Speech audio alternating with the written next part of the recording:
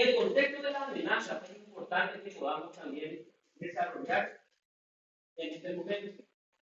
Y se da, vuelvo a repetir, dentro de un colegio tan grande como el Colegio Nacional de Enseñanza Universitaria,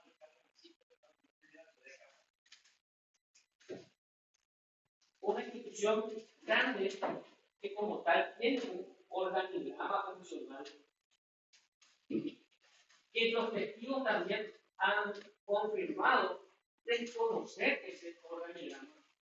Porque cuando preguntamos al testigo, principalmente César Carejo, dice él que su superior inmediato es el director Curry.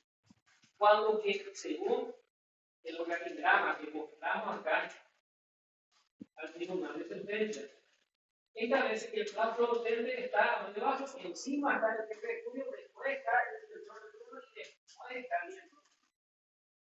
Desconocen la autoridad de este estudio.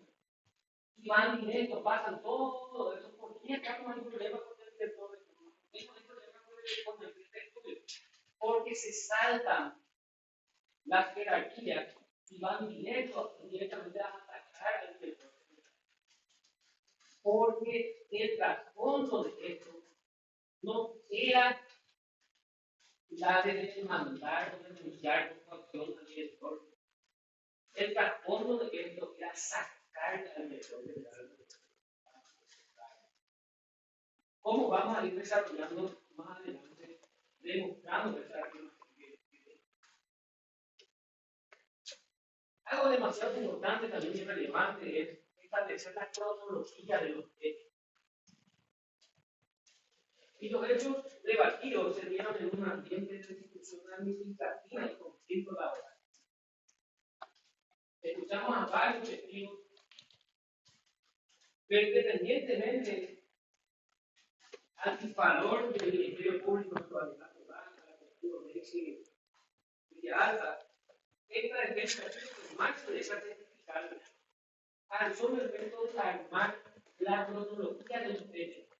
¿Por qué? Porque fue un testigo que detalladamente estableció una fecha con algunas acciones que fueron sucediendo. Y que esa declaración luego fue contrastada con otros testigos y también confirmada por documentación que vamos a mostrar más adelante. Y algo demasiado importante también, este testigo, para que esta defensa es clave. Más allá que el Ministerio Público dice que está mintiendo, etcétera, etcétera, nosotros consideramos clara esta testigo y les decimos por qué. Porque esta testigo declaró que en un principio estaba en el bando de las víctimas y después ella cambió de posición, cambió de bando. Eso dijo ella, que fue confirmado también por la testifical del profesor Mario González, que también ahora también. Entonces es una testigo clave porque ella estaba en las reuniones preparatorias de los docentes que estaban en contra del actuar del director general. Por eso ella declaró. Ella dice que los eventos centrales no inició con el acusado. Y a diferencia de la interpretación y la conclusión del Ministerio Público, esta defensa es de la conclusión de que, según lo que se dio acá en el desarrollo de los juicios, había conflictos administrativos, conflictos laborales, no había rubros para ciertos docentes que estaban a menores, había vacancia de docentes porque había otros docentes que ya estaban jubilados y esa jubilación de esos lugares no se cubría. Pero eso para nada es una cuestión que pueda directamente resolver el director general, una cuestión estructural.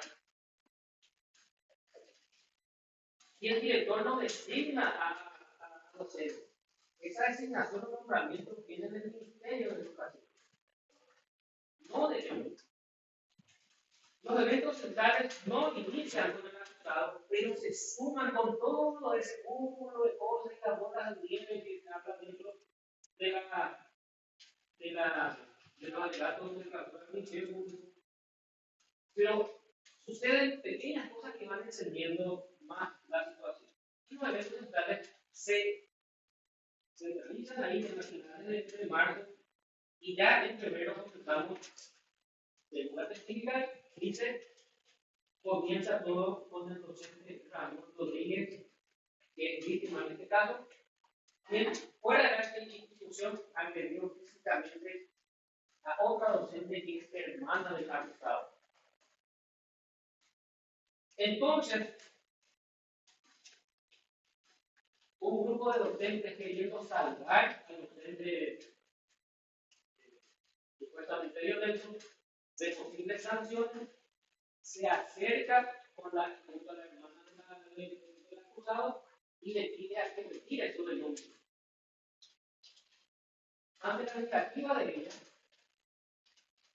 concurren junto al director general, porque el director general era hermano de la que había sufrido la agresión física, pidiéndole a que intervenga y le pida a su hermano también para que retire la denuncia. Y según la testigo, el director le dijo que no quería meterse en problemas. El testigo César Arejo confirmó que fue él quien le habló al director general de ese punto. Esta negativa del acusado en intermediar este problema entre su hermana y su hermana provocó aún más descontento de los docentes porque ya había esas otras situaciones que ellos estaban viviendo, de las cuales luego repetirnos la responsabilidad dentro de una cuestión estructural.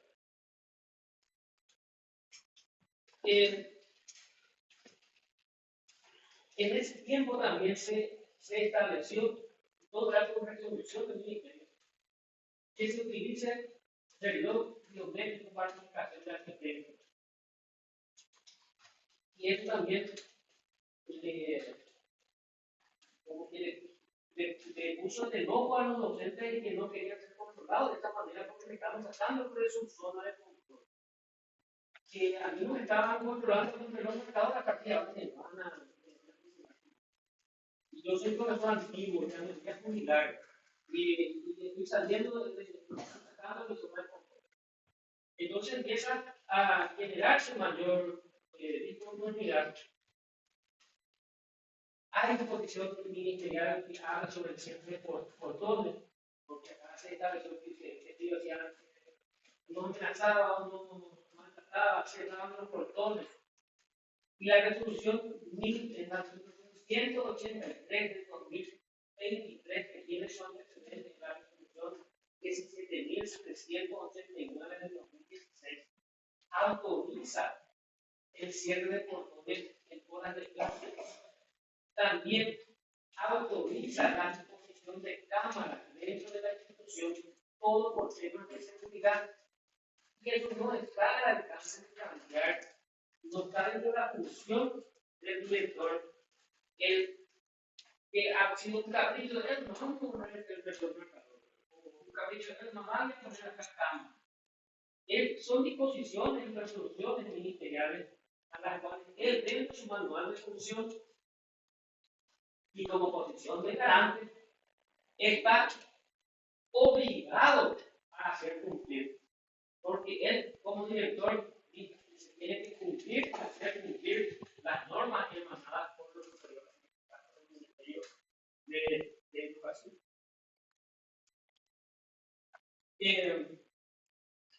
Todo esto encendió nuestras emociones desembocaron ya a finales de marzo del 2023 pueda agravarse la situación ahí entre emociones entre alumnos, docentes y padres de familia. Fue testigo en este juicio Sabrina González, quien dijo que estuvo 6 años en la institución. Y cuando sucedieron los eventos de 2023, ella estaba cursando el tercer curso en la universidad, el último curso ya del colegio. ¿Quién identificó a los profesores Ramón Rodríguez, Luis Martínez Sosa, Rubí Ariel Lucía, Luis Velázquez, César Areco, todos muy víctimas, que clase por clase de curso iban a pedir a los alumnos para empezar a manifestar? Y ante la pregunta de la fiscal de que pueden 5 docentes mover a 800 alumnos, una persona puede mover a 800. Más todavía como un docente. Cuando yo soy estudiante, mi profesor es mi profesor, maestra, maestría. Entonces, si mi profesor me está diciendo vamos a salir, vamos a salir a manifestar, basta un profesor que mueva todo el colegio. Entonces, 5 profesores pueden mover a los alumnos. Continúa la testigo Sabina diciendo que hubo peleas entre docentes y que los docentes decían a los estudiantes que si no iban a la manifestación, ese 28 de marzo, que no iban a estar apoyando a la sociedad. Y esa manifestación de estudiantes propiciado por estos 5 profesores llegó incluso a golpes entre estudiantes, un hecho muy lamentable y que recorrió videos por ahí, sobre eso, y que está también en estos atentados, en las comunicaciones que vamos a leer, que vamos a indicar sobre el análisis de las pruebas documentales. Que un señor de apellido Quintana, que cuando él era presidente de la Asociación de Operadores Escolares, incitaba al presidente del centro diciéndole cosas que fueron a provocar que otro estudiante, compañero, venga y se abalance contra el presidente, por representante de los estudiantes, y hubo una brecha.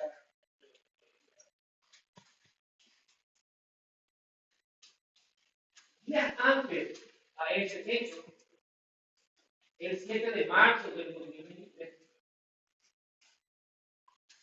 se realizó una reunión convocada por el director general. Y en esa reunión dice el testigo César Areco, de manera ofuscada, el director mostraba una nota diciendo confirmada y ECOA que le habían mandado a sacar su piedra. Pero esa nota no existe. Esa nota nunca llegó a manos del director general. Y por alguna razón, y no es casualidad que esa nota no exista dentro del material probatorio de judicial y carpeta de investigación. Ese día se había solicitado entonces la intervención del público, lo que según el Ministerio Público había ocasionado la oposición del acusado por ello la expresión de defensa de los daños.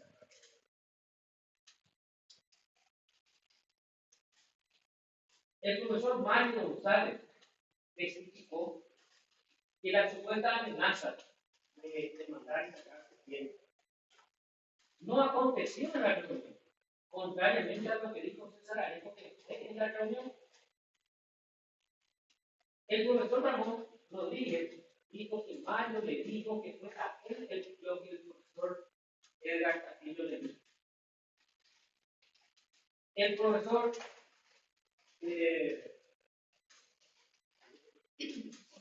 Pablo Benítez también testificó que esa amenaza no fue en la reunión. Y la testigo Mirta Grancho corroboró algo que declaró el profesor Mario González. El profesor Mario González dice: yo me acerqué al director queriendo mediar la situación ya después de la reunión. Y la testigo Lucha Grande dice que terminó la reunión, no le dejaban hablar al director, terminó entonces el director se retiró de la reunión, Mario se fue detrás del director y dice la testigo Lucha Grande, no escuché ningún contacto con nada.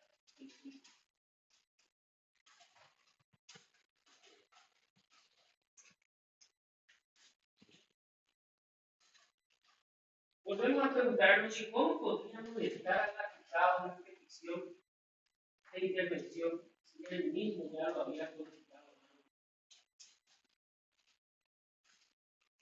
En fecha 31 de marzo, con presencia de funcionarios del INEC, algunos docentes que fueron identificados por el testigo cívico Diego, como profesor Rudia y Argentina, Luis Velar y Mario González, más algunos estudiantes no identificados y algunos padres no identificados encerraron al acusado en presencia de los interventores del ministerio en un salón y no les dejaba salir porque pedían su renuncia. Y es el trasfondo de todo este problema.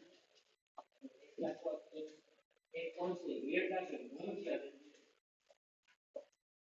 Este hecho fue corroborado por varios testigos y también por documentaciones realizadas por la Defensoría del Pueblo y también por el Ministerio de la Defensa Pública, en donde se hicieron las denuncias correspondientes. Ese hecho sí es una corrupción que no fue investigado, a pesar de haber denuncias.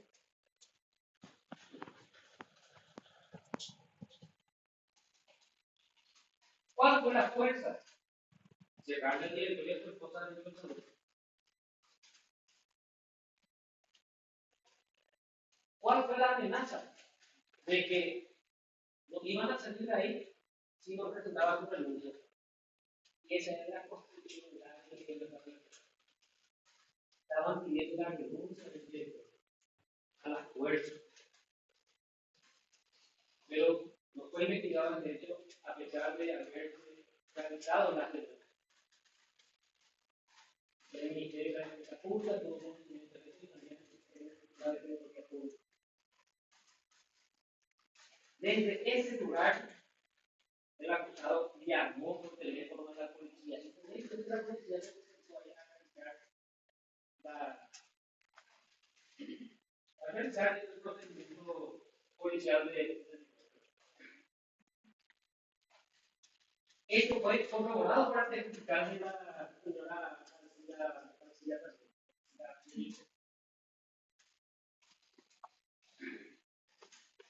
En la lectura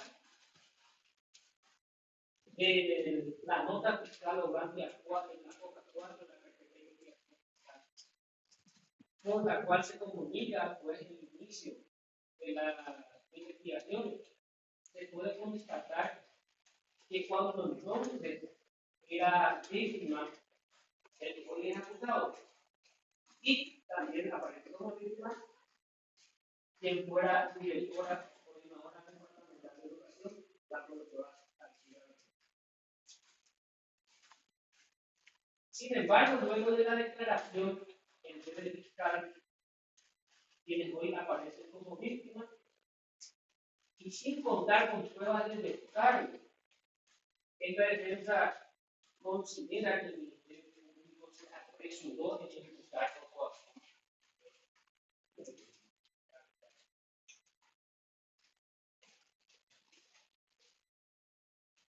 En consecuencia de la imputación es que se le separó del cargo al director general. No es cierto que se le separó porque vinieron los interventores como hace el Ministerio Público. No es cierto que un sumario se separó. ¿Dónde está el sumario? La testigo Alcira permite que una testigo calificada en el sentido de que cuando entonces era la directora departamental de educación, dijo claramente que fue porque hubo imputación esta misma causa que ella recomendó la separación y la aplicación de la resolución 711 del Ministerio de Educación. Que entre paréntesis tenemos que decir que esa resolución establece cuando hay cuestiones de maltrato físico o sexual en contra del mismo adolescente. Pero la imputación fue por coacción, donde no hay maltrato físico y tampoco hay agresión sexual. Y vuelvo a repetir, como consecuencia de la imputación de esta causa 1199 es que se separó del cargo al hoy acusado. De la cronología de los hechos no existe más que confirmación que el problema siempre fue administrativo, desacuerdo en el manejo administrativo, manejo interno institucional, y no existe una coacción real y seria contra la acusada de la relación.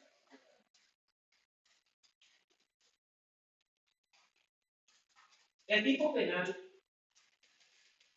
prescrito en el artículo 120 del Código Penal establece textualmente el que mediante fuerza o amenaza constriñe gravemente a otro a hacer, no hacer o tolerar lo que no quiere. Por su parte, tenemos al enunciado normativo inserto en el artículo 1 del Código Penal que hace norma jurídica al principio de legalidad. Este principio de legalidad nos habla de una ley estricta, lo que significa que tenemos que apegarnos al sentido de la ley y no interpretar de manera extensiva. Eso nos lleva a desarrollar lo que en doctrina le llamamos orden lógico o secuencia de los eventos para que se pueda configurar un hecho punible. El 120 dice que mediante fuerza o amenaza constriñe gravemente a otro a hacer o no hacer o tolerar. Quiere decir que debe haber una conducta que lleva a un resultado. La conducta sería la fuerza o amenaza y el resultado sería el hacer, no hacer o tolerar lo que uno quiere. Y así como se presentó y como declararon los testigos con relación a la parte de la que voy a demandar y sacar bien por mi servicio a la cosa. Por esta situación hay que decir que no se cumplen los elementos del tipo de porque el resultado ocurrió primero y la conducta ocurrió después. Es como si fuera, utilizando como ejemplo, es como si fuera que yo agarrase un revólver y veo que está ahí una persona sin vida, muerta, y le disparo. Eso no es homicidio. El homicidio no es. Lo que homicidio es que matar a otro. Pero si está muerto, yo sé que está muerto y le disparo. Yo no sé qué es y pasa lo mismo. Todos dijeron, nos amenazó porque firmamos. Y es que ya había sucedido ese resultado. Y por aplicación de la ley estricta al principio de legalidad, para nada en estos supuestos puede ser establecido como que se cumple con los presupuestos del tiempo. Porque primero tiene que hacer la conducta, el protocolo y después el resultado. Pero vayamos al otro supuesto. Vayamos al supuesto de que primero había acontecido la conducta y luego el resultado. Y vamos a demostrar que tampoco se cumple en este caso con los presupuestos del tiempo. Porque demandar es una situación legal, no es ilícita. Si vos me haces una denuncia falsa y se les muestra esa denuncia es falsa. Yo tengo el derecho a reclamar daño y perjuicio por la denuncia falsa que vos hiciste. Por los perjuicios que me causaste con lo que con tu situación de denuncia. Y si se demuestra eso a través de la demanda, se te va a condenar a pagar los daños y perjuicios. Y si no tenés de dónde pagar, es tan legal hacer el procedimiento de ejecución. ¿Y qué se consigue a través del procedimiento de ejecución? Realizar los bienes de la parte peligrosa. Entonces, toda esa conducta es legal, no es ilegal. Es lo mismo también, y con mucho respeto voy a decir, cuando el señor presidente del tribunal a todos los testigos muy atinadamente le decía como que es una amenaza, sino una advertencia. Si mentís, te puedes contestar, te podría sacar la salida de la es totalmente legal eso. Distinto hubiera sido si el director decía, por ejemplo, tendría que regresar a patadas si vos quemás esa nota. El reventarle a patadas sí es ilegal, ¿no? Eso no es legal. Pero demostrar una situación de en esta hipótesis se puede muy bien aplicar el artículo 120 en su inciso 2, que dice que no hay amenaza en estos casos.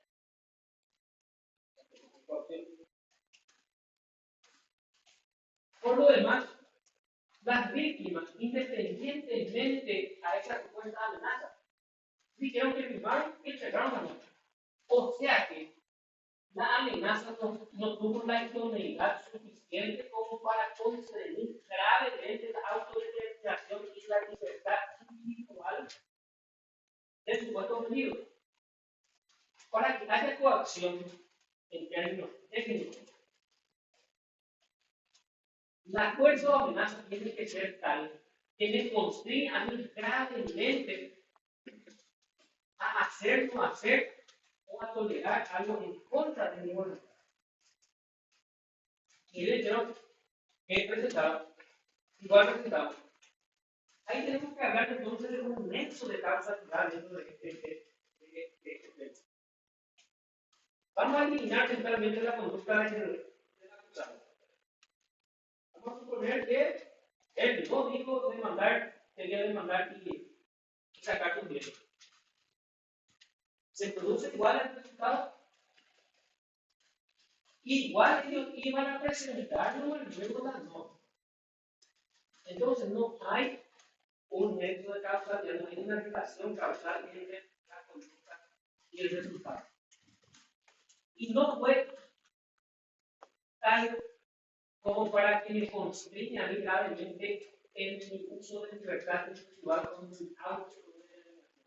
Porque sabemos, por una definición también de Francisco Carrara, que nos dice que la coacción es el anuncio de un mal que constriña a otro a hacer o a tolerar. Y este anuncio de mal debe ser tal, porque al decir también de Muñoz Conde, no es lo mismo coaccionar a un niño que coaccionar a un boxeador profesional. En cada caso se debe ver la intensidad de. Y bien, el representante del Ministerio Público nos habló sobre la teoría del delito y ahí nos habló sobre la responsabilidad.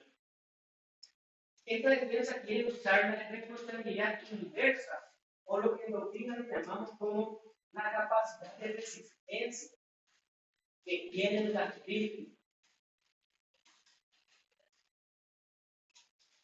Dicho de otra manera, la capacidad que tienen las víctimas de saber o conocer si la fuerza o amenaza es suficiente como para que le puedan generar ese miedo que es un medio y no un fin. que nos lleva a limitar o a doblegar la autodeterminación individual. La gente que se tomó el tiempo de preguntar a los testigos docentes principalmente, incluso hasta qué asignatura estaban enseñando. Yo no digo que algoritmo, yo tampoco sé qué algoritmo. Otro dijo que enseñábamos 7 materias, lo que demuestra una alta capacidad académica en la respuesta de y nos pueden decir, ya que son formadores de la sociedad paraguaya, nos pueden decir, tú pensabas que eso ya era una construcción grave.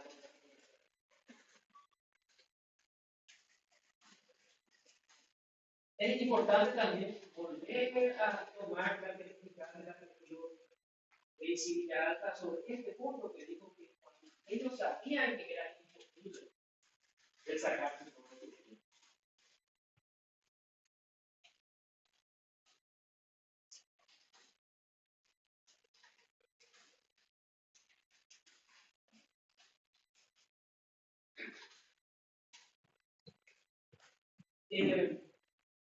Siguiendo con la comunicación,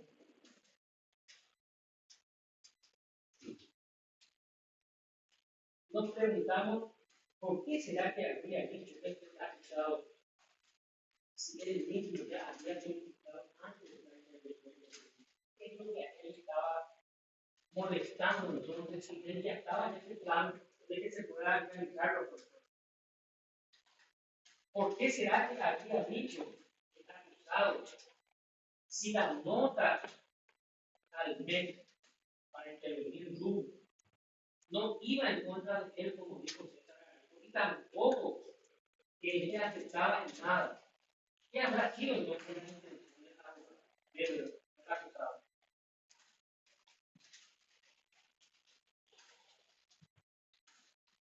Para que haya una coacción, la amenaza debe ser física.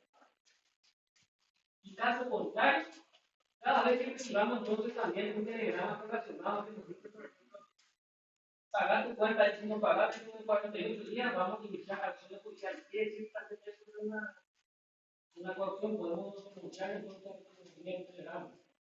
Ahí podemos denunciar en contra de Interfin, podemos denunciarle a Pistol, a muchos bancos que utilizan este y no es coacción, porque se está refiriendo a una cuestión legal que está relacionada con la finalidad de esta artículo 120 y inciso 2.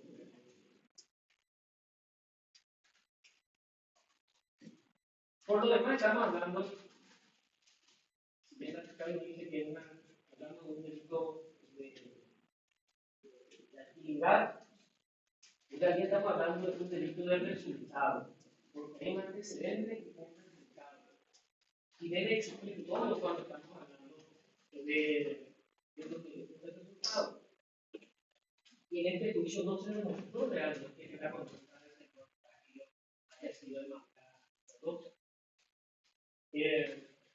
Hemos visto ahí que en el acta se refería, por ejemplo, a hacer de la auditoría interna sin perjudicar a nadie. Es que yo no se puede hablar de que él quería realizar la auditoría interna no perjudicar a nadie. ¿Cuál entonces habrá sido esa intención de él que supuestamente había amenazado con demandar a sacar todos sus bienes?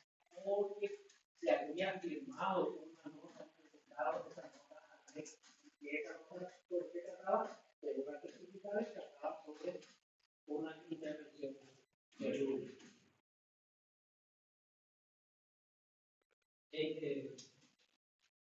que haya llevado una constitucional en la ley.